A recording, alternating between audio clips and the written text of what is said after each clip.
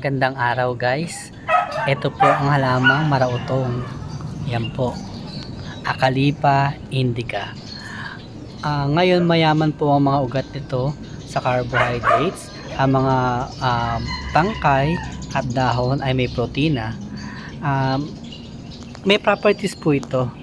So cathartic, ibig sabihin isang medisina na pwedeng magpaduwal sa'yo o makapagpasuka. Anthelmintic, ibig sabihin kung may mga bula-bulate ka sa tiyan, pwede niyang alisin. May mga pag-aaral na sasuggest din po na may anti-diabetic property po ito o laban sa may matataasan sugar. Mayroon din po ito antioxidant, may flavonoids, may tannins, may saponins at marami pa pong vitamina at mineral na nakukuha dito. Hindi pa po ito napapatunayan sa ng DOH. Pwede rin po siyang kainin sa India, ginakawa po itong gulay, at sa West Africa. Ngayon kukuha po tayo ng mga dahon para lutuin. Halika na po. Kukuha po tayo ng mga dahon na marautong o Acalypha indica. May anti-cancer properties nga rin pala to sa ibang pag-aaral. Yung diniktik na dahon po pwede pong itapal sa mga sugat kasi meron siyang anti-inflammatory property rin.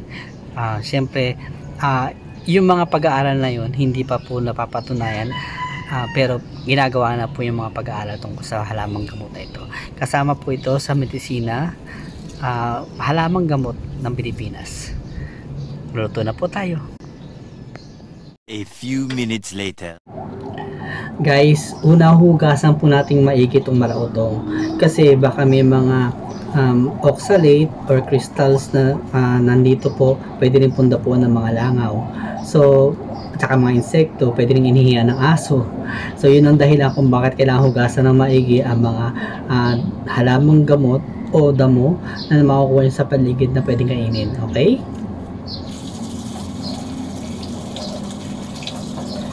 O nga pala guys, ito nga palang damo na to ay ginagamit yung pampurga. Haluan nyo lang po ng bawang at saka ang mga dahon, tapos lalagayin nyo, painom nyo sa bata. So pwede po mapurga ang mga bata. Yan. Ang inuluto po natin dito ay adobo. Tara po. A little longer than a few minutes later. Yan guys, i-adobo po natin tong etong mga dahon na marautong.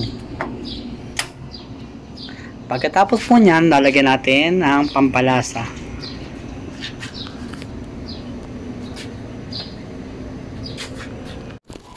Guys, eto na pala siya. Ang ating tortang marautong. Gusto ko sanang itorta siya, kaso adobo yung ginawa ko. So titikman na natin.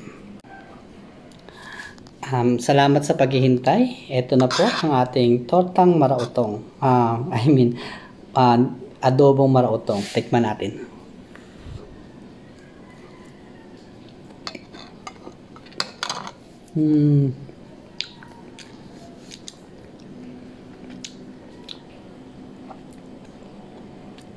Para po siyang